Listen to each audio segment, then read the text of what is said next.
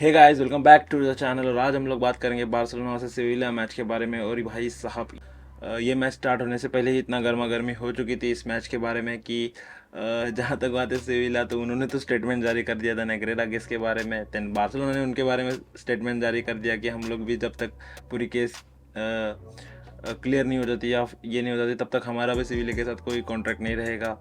सारे तरह के टाई है सभी बार्सिलोना ने रिजेक्ट कर दिए। और मैच स्टार्ट होने से पहले ही इतनी गर्मा गर्मी हो चुकी थी कि इस मैच के बारे में इंटरेस्ट भी उतना ही ज़्यादा था।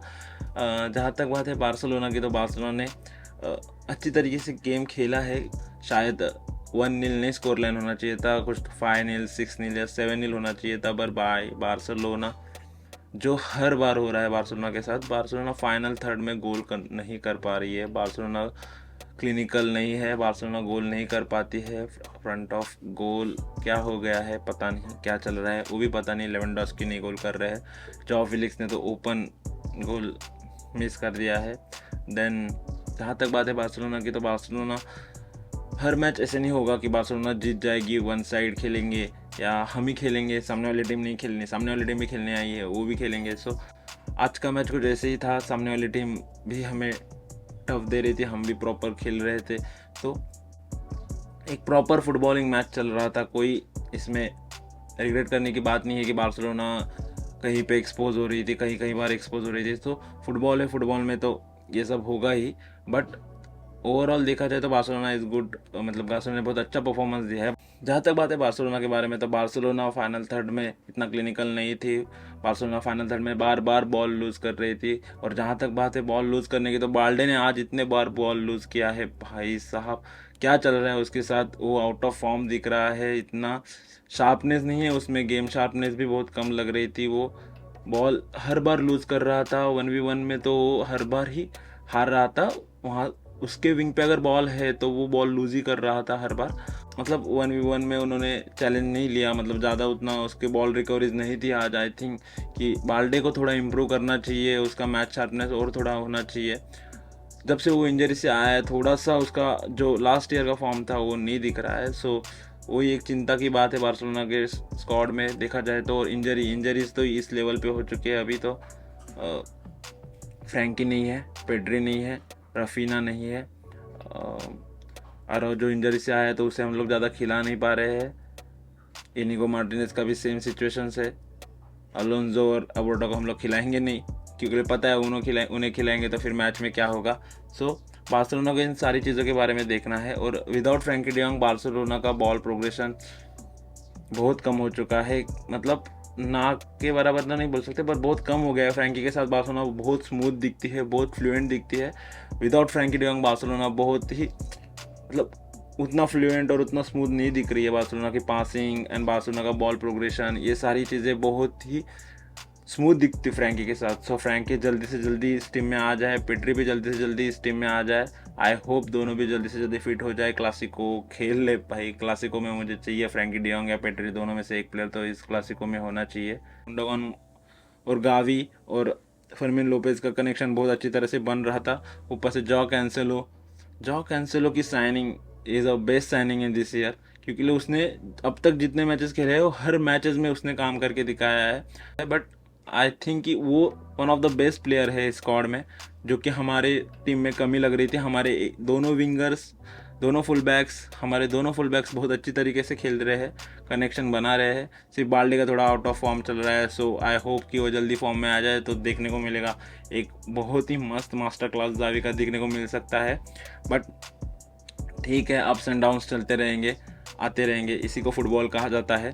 और जहाँ तक बात है बार्सिलोना के पास लामासिया जैसी जो देन है, जो भगवान ने उनको देन दी है, लामासिया, वहाँ से जो प्लेयर्स निकल के आ रहे हैं भाई साहब, जिस लेवल का बार्सिलोना के पास एकेडमी है, I think without academy Barcelona इस सिचुएशन से बाहर नहीं आ पाती। जिस तरीके का क्राइसिस, फाइनेंशियल क्राइसिस चल रहा है बार्सिलोना में, उस फाइनेंशियल क्राइसिस में अगर लामासिया से प्लेयर्स नहीं आते, गावी नहीं आता, पेड्री नहीं आता, अराउजो नहीं आता, बाल्डे नहीं आता, फर्मिन लोपेज नहीं आता, लमी यमाल नहीं आता, एंसु फाती नहीं आता, तो क्या होता भाई। इतने सात वर्ल्ड टैलेंटेड प्लेयर, मतलब आप सोच सकते हो क्या लेवल का एकेडमी रहेगा बार्सिलोना का, जहां इतने अच्छे अच्छे प्लेयर्स निकल के आ रहे हैं और इन प्लेयर्स की बदौलत ही बार्सिलोना बची हुई है। नहीं तो मुझे नहीं लगता बार्सिलोना इस फाइनेंशियल कंडीशंस में इस तरीके से गेम खेल पाती और ज़ावी को इस तरीके से बैकिंग मिल पाती इस टीम में। सो ला मासिया इज़ बोल सकते हो बार्सिलोना को आप होम ऑफ मिडफील्डर्स, क्योंकि ला मासिया ने बार्सिलोना को वर्ल्ड के बेस्ट मिडफील्डर दिए हैं, जैसे कि Sergio Busquets, Xavi, Andres Iniesta जैसे प्लेयर्स जो कि बार्सिलोना के गोल्डन एरा में थे और उन्होंने डोमिनेट किया था वर्ल्ड के मिडफील्ड को।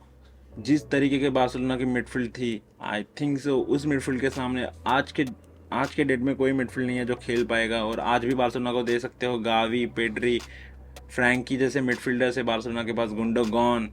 मतलब बार्सिलोना हमेशा मिडफील्डर्स के अराउंड बनी हुई टीम है, जिनके मिडफील्डर्स इतने फ्लुएंट होते हैं, बॉल पे उनका कंट्रोल बहुत अच्छा होता है, बॉल को आगे लेके जाना, पीछे लेके आना, बॉल प्रोग्रेशन करना, पासिंग करना, फ्लुएंट पासिंग, क्विक पासिंग, 1-2 करके खेलती है Barcelona. So I think Barcelona fans को सबसे ज़्यादा पसंद है तो यही पसंद है कि 1-2 आशा जो करती है, और जिस तरीके से बार्सा चैनल्स में वर्क करती है, यहाँ से पास वहाँ से पास, बॉल दिया लिया। सो आई थिंक सो ये जो बात है बार्सिलोना की, ये जो बार्सिलोना के रूट्स है, उसे ज़ावी ने वापस एक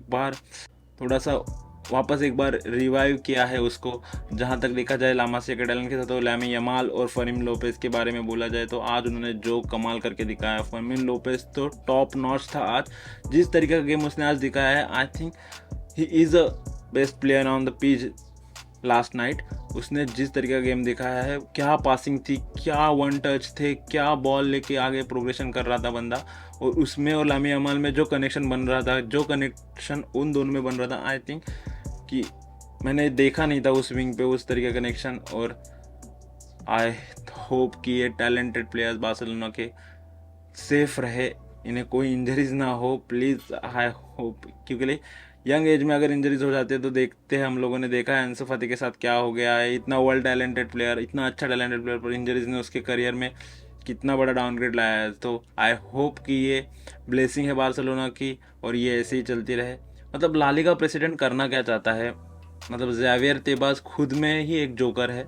उसने सीधा मतलब जिस केस का कोई रिलेवेंट नहीं है, जिस केस में कोई प्रूफ नहीं मिला है, जिस केस में 100% कोई प्रूफ नहीं मिला है, उसके बारे में क्या वो फाइन कर सकता है, किस तरीके की सज़ा हो सकती है, उसके बारे में मीडिया में आके कमेंट कर देता है कि वो बैन कर देगा, सेकंड डिवीज़न में भेज देगा।